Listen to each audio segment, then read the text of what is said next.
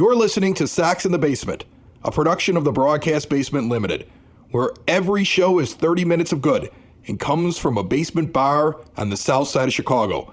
Pull up a stool, pour a cold one, and join us right now for Sox in the Basement. Heard everywhere podcasts can be found, and always at soxinthebasement.com. You know, the magic of podcasting allows us to sit down at our convenience at the 9-foot Homemade Oak Bar and talk about the White Sox. And Ed and I are talking prior to the second game of the Oakland series.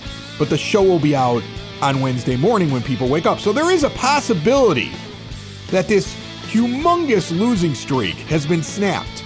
I don't believe it, but maybe it's happened. And even if it has happened, Pedro Grifol should be fired the moment his feet touch the ground in Chicago. If they're just waiting to get him back home to fire him, fine. But these idiots won't do that, but it should happen. It should happen now. It should have happened weeks ago. It should happen at the beginning of the season. He should never have been hired in the first place. But there's also a possibility the streak is going on. And if that's the case, as you listen to this, imagine the scene at Cork and Kerry at the park at 33rd and Princeton on Friday night, kicking off Sox Cubs for the weekend, and the possibility that Jerry Reinsdorf is going to allow this mope, this clown Grifol, to continue to manage his team to the longest losing streak in the history of Major League Baseball on his home diamond against the Chicago Cubs on Friday night.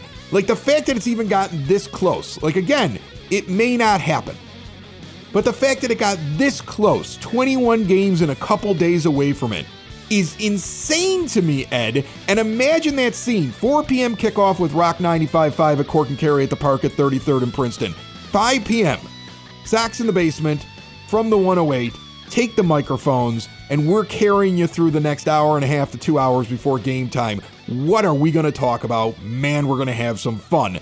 And then we're going to have, guests stopping by. Metallica tickets being given out by 95.5. I think the drawing will be around 6. They're going to kick it off at 4, but it'll still be going on when we sit down on the microphones. The beautiful bar, the indoor-outdoor seating, the incredible food, the incredible staff, the fact you're going to get what you want and get over to the game to possibly watch history, or if that streak has been broken, to go over there and do some booing. To try to find a way to sneak in a message to Jerry that says sell the team with it painted on your stomach so you can rip your shirt off and show it to the camera before they drag you out of the stadium.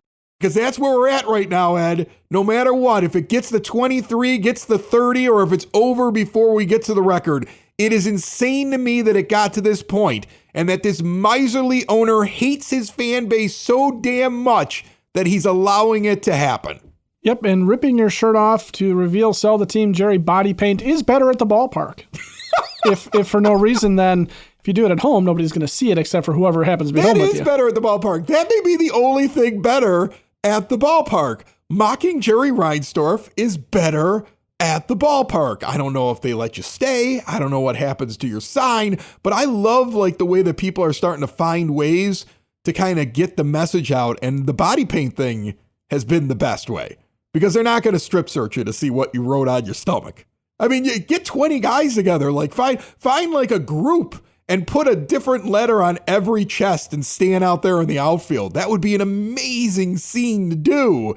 And I'm starting to see a little ingenuity. At first it was, maybe we can have something that folds out, or I'll sneak a marker and I'll put it on this piece of paper, or I've got it, I've got a cloth, or I'm wearing something that it looks like a shirt, but when I pull it out, it's a big giant banner and people are hanging the banners, right? And these things are getting snuck into the park, but then they get confiscated right away. I mean, I would love the coordination of a big giant line of people shirtless with a message for Jerry. That is a scene right there if that occurs. And that's really the only thing to do at the ballpark these days, right? That's it. It's better at the ballpark when you're mocking the team. It isn't better anywhere else. I mean, I was going to get into this later, we were talking about, but I'll get into it now. The entire PR department, the people trying to get you to buy tickets, the social media folks, they should all take a couple months off. I see no benefit putting out posts on social media and paying money for them to be promoted so they're in front of my face, because you can see it's promoted ads most of the time, telling me it's better at the ballpark, get my season tickets for next year, get out here and use this promo code for 40% off to come watch the White Sox lose, and a team that doesn't care enough about their fan base that they won't fire Pedro Grifol in season? This is insulting the fans. I see no benefit to it. I can't imagine any fan, somebody with a full lobotomy, looking at one of those ads going, you know what? It is better at the ballpark. I'm going to buy some tickets, take the whole family out there because of those ads. I think you cause far more grief with your fan base, anger them and separate them even more from you right now by putting that stuff out there. Just like I think you're doing that, allowing your TV announcer to fight with a radio station when clearly he's not a good announcer and the team sucks. And nobody believes that they're all getting along and it's kumbaya inside of a locker room where they've lost more than 20 games in a row and are on their way to being one of the worst, if not the worst team in the history of Major League Baseball. Like, nobody buys that. Who do you convince? You know what? He's right. They're probably getting along really well in that radio station. They're a bunch of jerks. I'm going to drop $200 and go out to a ball game because it's better at the ballpark. Like, that isn't happening. Like, you're making it worse. Just shut up and get to the end of the year. Yeah, don't try and make something. I mean, if you're going to do it, at this point, lean into the losing streak, right? Like, we finally accomplished something. The White Sox are the best at being the worst, okay? No, you know what they're going to do? They're going to get right up to it. Again, I don't know. Maybe it's over. And they've done it, that means. That means they got really close to breaking a streak and doing something amazing, and they blow it at the end, but right? They're just the second worst ever, yeah. Like, somehow they're going to be really, really bad, but they won't get the record. That would be so White Sox of them. It would be the one thing that everybody like, well, maybe we'll just own the record. That'd be great, because at least if we own the record, Jerry's got to wear it. You see, everybody's talking about Pedro wearing it. I want Jerry to wear it, all right? I want this guy and all the glad-handing yes men that sit around him and tell him how wonderful he is and what a great baseball man he is and how much he's a winner and how much he cares. I want all of them, along with that owner, to own it, because no PR machine in the world is going to take the stink of this year off of the name of Jerry Reinsdorf. No, not at all. And that's really, I'm not worried about Pedro Grifol wearing it. I'm really, at this point, I'm not worried about Pedro Grifol being in the dugout. I don't think that there's anybody that deserves the benefit of the doubt coming back, and I'm including players on that as well. So it's players, it's Chris Getz, it's the entire front office, it's the ownership. You can't look at the worst team in Major League history, which is what the White Sox are trending to be, and sit there and say that anybody doesn't wear it. But Pedro Grifol will just fade off into the hedges of Major League coaches again. You won't really know or hear about him because he's never getting another managerial chance based on the stink he's going to wear. But what's the personal axe to grind against Pedro? He is overmatched, overwhelmed, and shouldn't have had this job in the first place. And he's a kiss ass. Is right. And he's a kiss ass. I mean, you see that quote. I'm sure everybody read the quote, and I'll read it real quick, and then because this is incredible. But in the Sun-Times, this is Grifol this week, August the 4th. Quote, "You know what? I've said this before, and I'm going to say it again," Grifol said. Quote, "This gets taken out of context and somehow it gets turned around over and over again how people want to perceive it. Jerry's a winner, okay? He's an absolute winner. He's a competitor. No, he's not content. Who is? He's an incredible owner, an incredible man. I know how much he loves Chicago and how much he loves those fans." First of all, Pedro, nothing's being taken out of context here. You're a giant kiss ass who's bad at his job. And clearly this is how you got to the point that you're at so far in your career, and you think it's going to keep working. But you know where you're going to end up? You're going to end up standing in front of an audience at a hotel conference room right off of like one of the major airports in this country, trying to talk about your self-help book and what you learned by being one of the worst managers in the history of baseball. That's probably where you're going next. That is a man who is so desperate he'd sell his own family if he thought it would benefit him. That is the most incredible thing I've ever read in print as a baseball fan.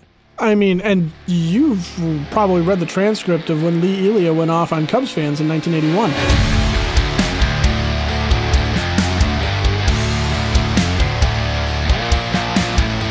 Sox in the Basement listeners, switch to a new age of life. Keep mom and dad, grandma and grandpa out of assisted living.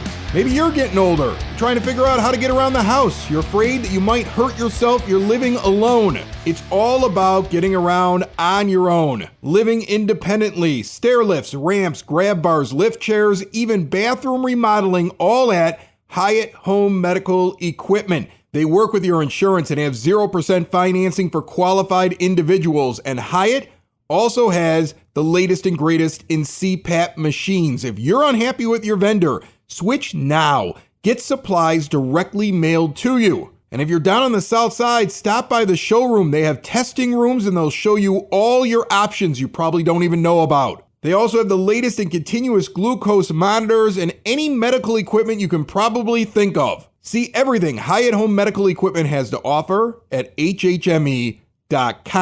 But here's the problem with even trying to say this is taken out of context or anybody defending Jerry Reinsdorf as an owner at this point, okay? It's been since the 80s. We're far closer to 50 years of Jerry Reinsdorf as the owner of the White Sox than I think anybody would really want to admit, right? We're looking at this from the standpoint of a guy who has had 4 decades plus to figure out how to put a consistent winner on the field. And he's done it with, general managers will come and go. Managers will come and go. Players obviously come and go. They age out of it. They retire. You're not going to have that kind of consistency anywhere over the course of 40 plus years other than in the owner's box. Okay. And Jerry is the one. If he is such a winner, if he is so committed to winning, then how come the White Sox have been in his tenure just so bad so many times? I mean, we can count. And this is a Chicago fandom thing because it has gone across all the major sports. And it just so happens that Reinsdorf owns 2 of them. He owns the White Sox and the Bulls. But the Blackhawks were really bad for a very long time, and we can count on one hand basically the times that they were good going back the last 40 years up until their little dynasty run in the early part of this century. Which came about because their miser owner died. Right. And that's where we're at as Sox fans now. We're waiting for Jerry to die. We're waiting for a man to die, as morbid as it sounds.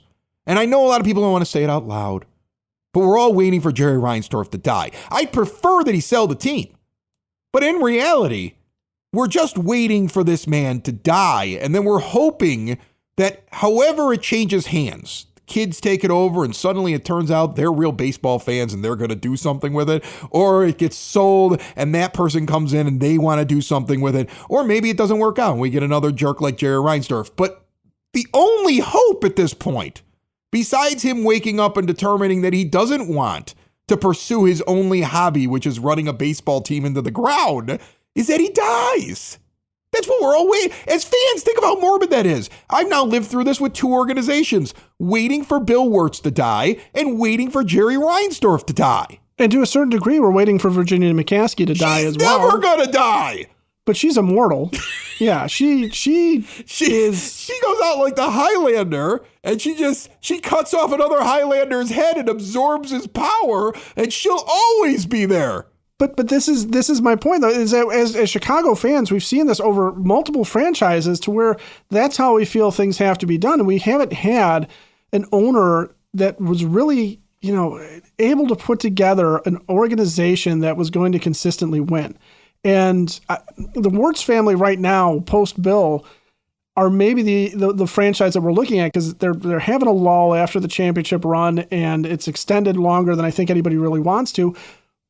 But there's signs of hope, right? There's guys coming in that have been drafted that we're sitting there going like, hey, this is the second coming of Kane and Taves. They've also figured out that if they win, they make money. Exactly. Which is a basic economic principle across all sports, but Jerry doesn't get that. No. You would think that Jerry, being a businessman, would understand if he won, there would be, because this town is, I mean, I'm sorry, but you have a lot of diehard White Sox fans, you and I included, okay? And sometimes we don't get that label. We don't get to wear that because we're critical of Jerry Reinsdorf, we're critical of the team, and there are people out there that consider themselves diehards only because they will root for this team no matter what.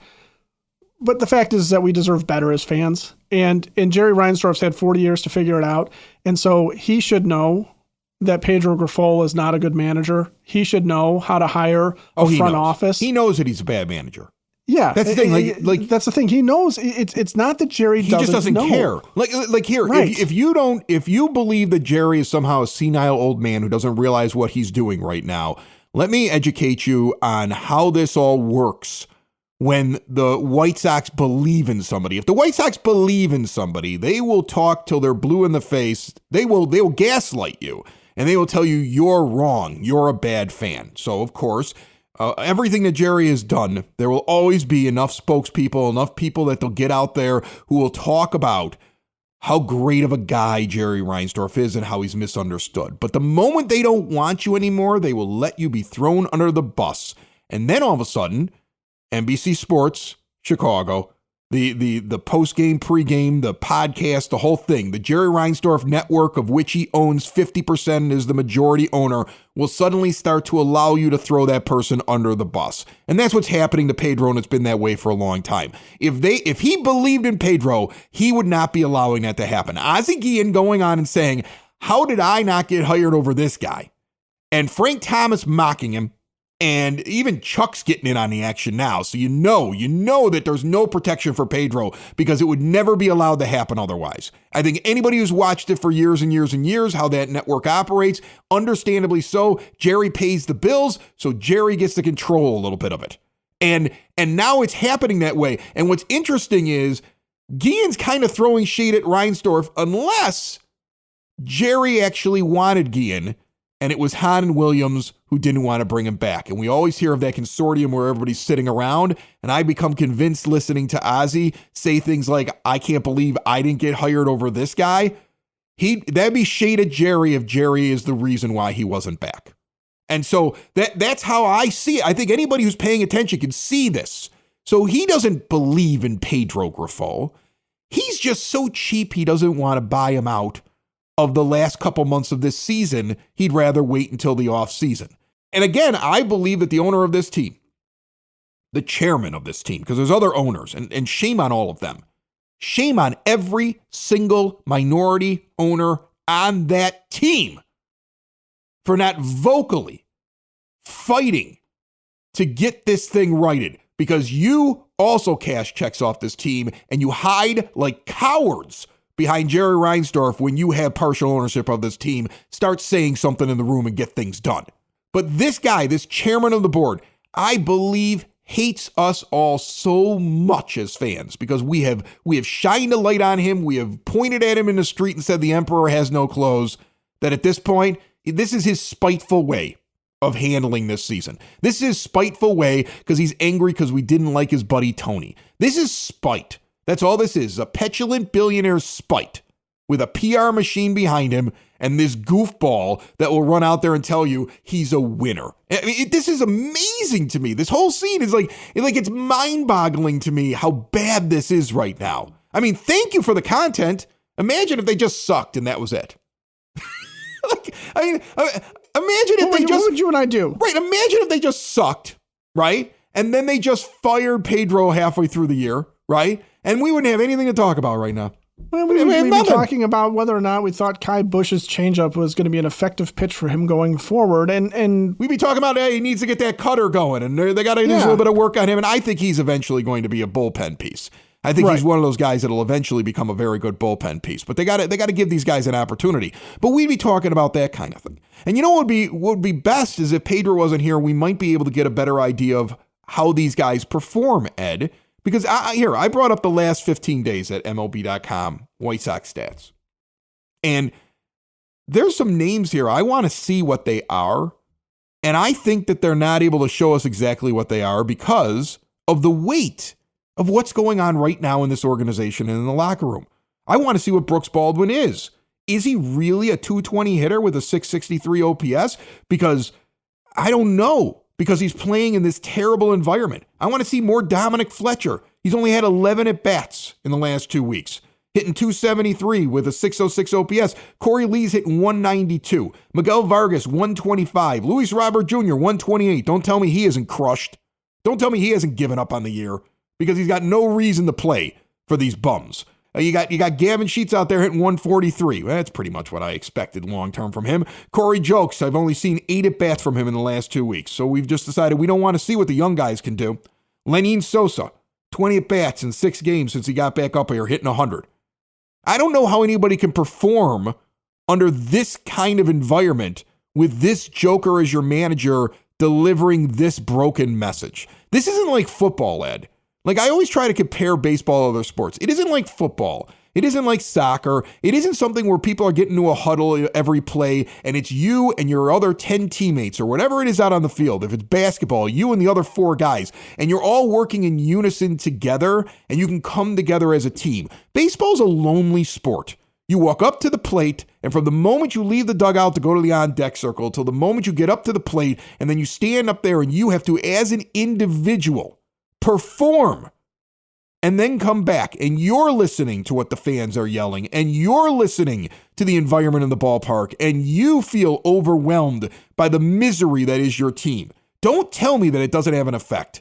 Everybody always just looks at stats, and I know the stat heads are always like, there's no such thing as emotion in sport. Baseball's filled with emotion, and I don't see how anybody could be expected to perform to their best or even above average. I don't think you can get a real line on any of these guys as long as they're sitting in an environment with a dead man walking, kiss-ass manager who clearly has no power whatsoever and is a joke. Even if they're not saying it out loud in the locker room calling him a joke, trust me, they get back in their car and they drive home and they talk to their wife or their girlfriend or their parents and they go, it's terrible, man. This is horrible. This guy's an ass. He shouldn't even be around. Like, I don't even know what he's doing. I don't know when I'm in the lineup. I don't know where I'm hitting. I don't know why this guy's in here over this guy over here. There's clearly the general manager hates him, so his boss doesn't like him because he didn't want to talk about him until he basically got forced out of hiding. And he's telegraphed so many times that he needs to move on from him. But then according to Bob Nightingale, Jerry has a meeting where he involves himself with the general manager and the manager, and somehow the manager survives. The same manager who's kissing his ass publicly. The only person who will stick up for the owner somehow kept his job. Now, you tell me if that's happening in upper management above you, if you are motivated when you walk into the workplace every day, and then change your workplace into standing at home plate while people watch you try to perform your job. To give you an idea of what you're talking about, if you want to use stats to back this up, okay? The 2 of the guys who were hitting well in the last 15 days for the White Sox, Paul DeYoung was at 286. He was doing his job. Eloy Jimenez, 261. He was kind of getting the job done, although, in sort of a flawed fashion because he hadn't hit a home run or anything like that. But these are guys that knew that they were on the trade block. They were trying to get out of Dodge. They were trying to get themselves into a better position. DeYoung is on a career renaissance path. Eloy is a guy that could be a free agent at the end of the year. These are guys that are playing for their baseball future. Luis Robert Jr. is stuck here. He's not going anywhere. He wasn't going to get traded. In all likelihood, he's maybe not going to get traded in the offseason. He's just stuck here. So the guy who could be listening to Pedro's message, the guy who could be still fighting, the guy who could be doing any of this stuff, not only is he hitting only 128 over the last 15 games, but he has 23 strikeouts over 49 plate appearances. That's almost 50% of the time he's just striking out. That is a guy who is going up to the plate and just does not care. Cannot wait to leave. He cannot wait to leave the plate. At whatever to get the at-bat done so he can get back in the dugout, so they can get back in the field, so he can play the 9 innings and get done with this season. That's what that is, because that is not Luis Robert Jr. That is not what he is about. That's an almost 50% strikeout rate.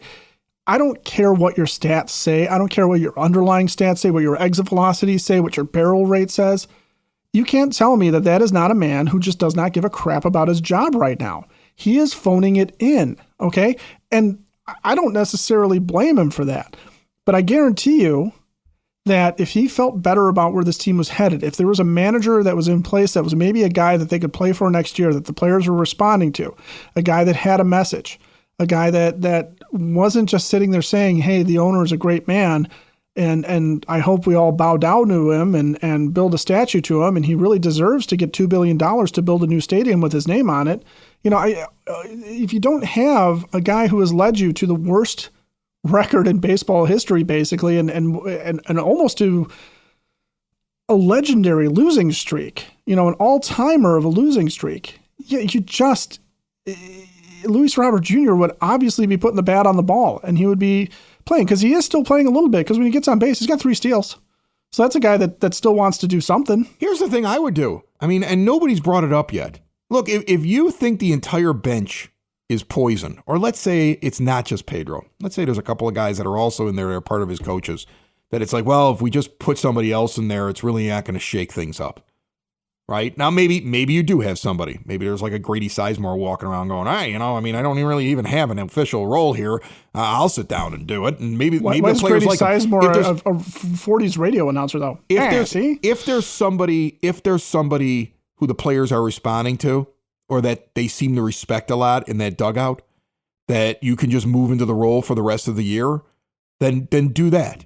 Or bring up one of your managers in the minors to finish things out. Let the young guys play for somebody that they respect, somebody to help them get to the majors, somebody who's good at development, somebody who will take orders from the front office, somebody who could return back to the minors after the season, no harm, no foul, and is part of your organization. Somebody that's the kind of shakeup that you should have, right?